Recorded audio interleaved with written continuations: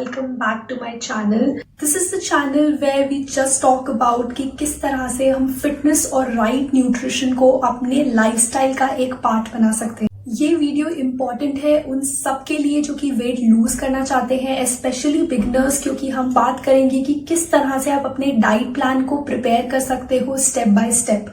ये diet planning for weight loss का part 1 है। So for all those who are new to this channel, welcome and do subscribe and hit the bell icon ताकि आप इसका part 2 भी miss ना करें एंड द अपकमिंग वीडियोस आपको उन सब के लिए भी एक नोटिफिकेशन मिल सके। ऑल्सो आई वुड सजेस्ट कि आप अपने साथ कुछ पेन, पेंसिल, नोटबुक रखें ताकि जब आप अपने डाइट प्लान को क्रिएट कर रहे हो या आप इसके सारे स्टेप्स को फॉलो कर रहे हो तो आप कुछ भी मिस आउट ना करें। डाइट प्लानिंग का सबसे मेजर और फर्स्ट स्टेप है वो है मेंटेनेंस कैलोरीज। सही मेंटेनेंस कैलोरीज को कैलकुलेट करना बहुत इंपॉर्टेंट है।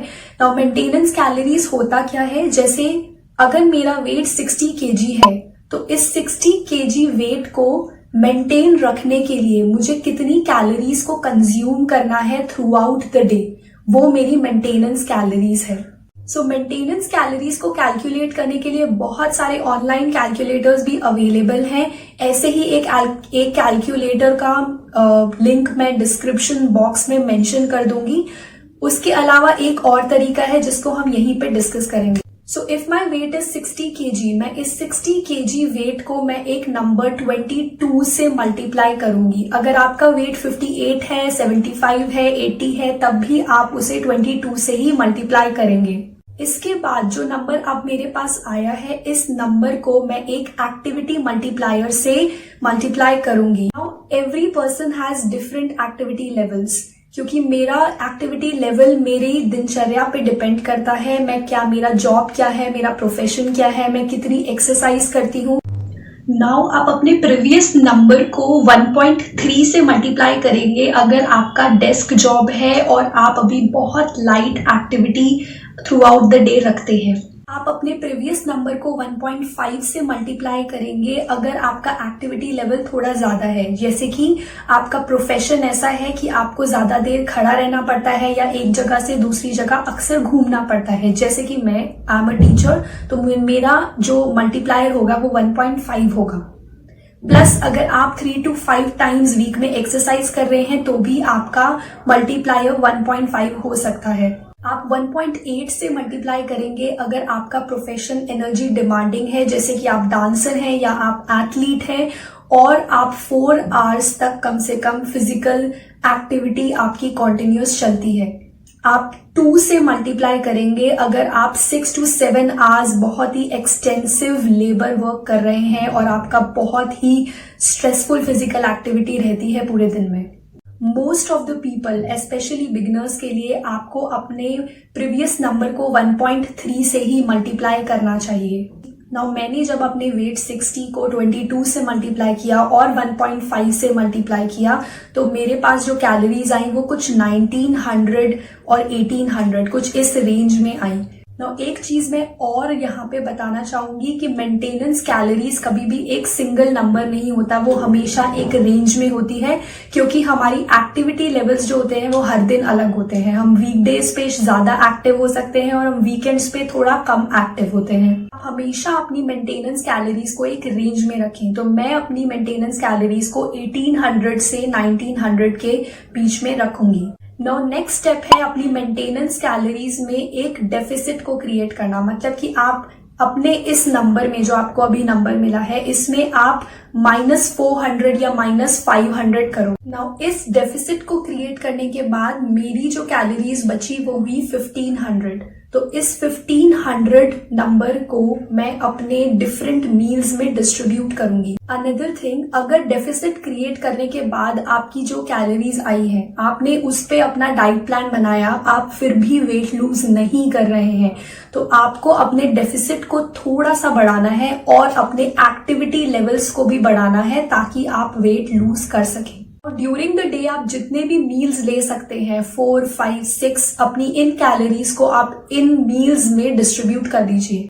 Now for everyone it is important कि आप अपना प्रोटीन इनटेक को राइट रखें, सही रखें। आपको एटलीस्ट अपने वेट का 1.2 से 2 ग्राम्स ऑफ प्रोटीन खाना चाहिए। मतलब कि अगर मेरा वेट 60 kg है और मैं उसे 1.2 से मल्टीप्लाई करती हूँ तो मेरे पास 72 ग्राम्स आता है। तो मुझे कम से कम 72 ग्राम्स ऑफ प्रोटीन खाना चाहिए।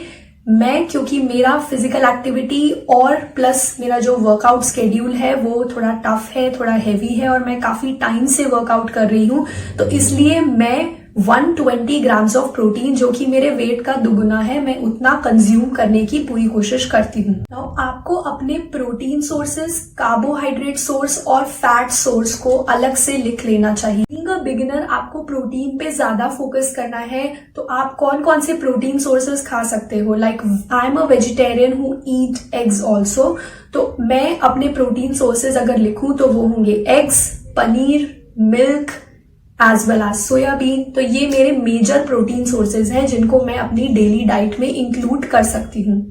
यहाँ पे मैं मेंशन कर दूंगी कुछ मेजर प्रोटीन सोर्सेज और उनमें कितनी कैलोरीज और कितना प्रोटीन होता है, ताकि आपको थोड़ा इजी हो जाए। अपार्ट फ्रॉम दिस, इंस्टाग्राम पे मेरे बहुत सारे पोस्ट हैं जो कि इसी चीज पे फोकस्ड है कि किस तरह से वेजिटेरियंस को प्रोटीन इनटेक बढ़ाना चाहिए, कितना प्रोटीन हम हर मील में ले सकते हैं, और न्यूट्रिशन से रिलेटेड बहुत सारे पोस्ट हैं। So you can follow me on Instagram. I am mentioning my Insta handle over here.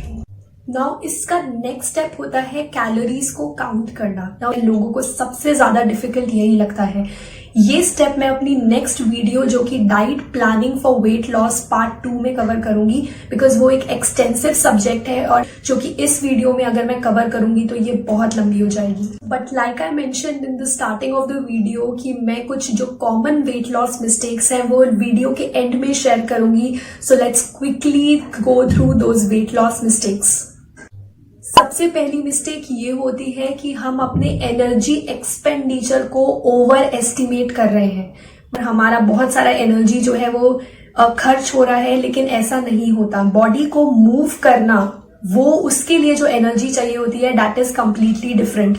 तो बिगिनर्स के लिए, जैसे कि मैंने पहले भी सजेस्ट किया, कि आप अपने एक्टिविटी मल्टीप्लायर को 1.3 से ही 1.3 ही आप यूज करें, वही आपके लिए बेस्ट रहेगा। सेकेंड मिस्टेक जो हम करते हैं वो होती है underestimating our caloric intake.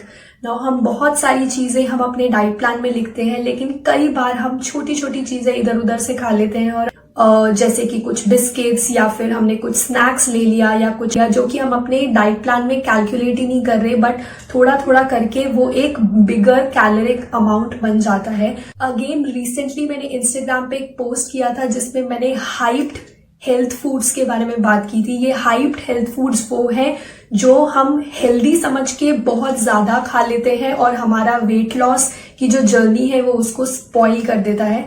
तो again do check out that post on the Instagram and वो आपको बहुत हेल्पफुल लगेगा। Another weight loss mistake that we do, अगर आपने अपने डाइट प्लान से बाहर जाके आज आपने 500 या 600 कैलोरीज ज्यादा खा ली है और आप सोच रहे हो कि आप एक्सरसाइज करके उसको 500 कैलोरीज बर्न कर लोगे, तो ऐसा नहीं होगा। तो इसलिए मेक श्योर कि आप दोनों चीजों को बैलेंस्ड रख के चलो। Another weight loss mistake is कि हाँ, अगर आप बहुत एक्सरसाइज कर रहे हैं लेकिन आप स्टिल आप कैलोरी सरप्लस में खा रहे हैं, अपनी मेंटेनेंस से ज्यादा खा रहे हैं, तो आप वेट गेन ही करेंगे चाहे आप कितनी भी एक्सरसाइज कर लें। तो ये एक और वेट लॉस मिस्टेक है जो कि अक्सर लोग कर देते हैं। अगेन हम बहुत ज्यादा ऑयल यूज कर लेते हैं, तो इसलिए अपना ऑयल कंजम्पशन को कंट्रोल रखना भी एक बहुत इंपॉर्टेंट स्टेप है। That's it for this video. Now इसका second part that is diet planning for weight loss part 2 मैं जल्द ही शेयर करूंगी। So for that do subscribe and hit the bell icon, ताकि जब भी मैं उसका पार्ट 2 यहाँ पे अपलोड करूं तो आपको नोटिफिकेशन जरूर आया ना, आप उसे देख सकें। Till then bye bye and do take care.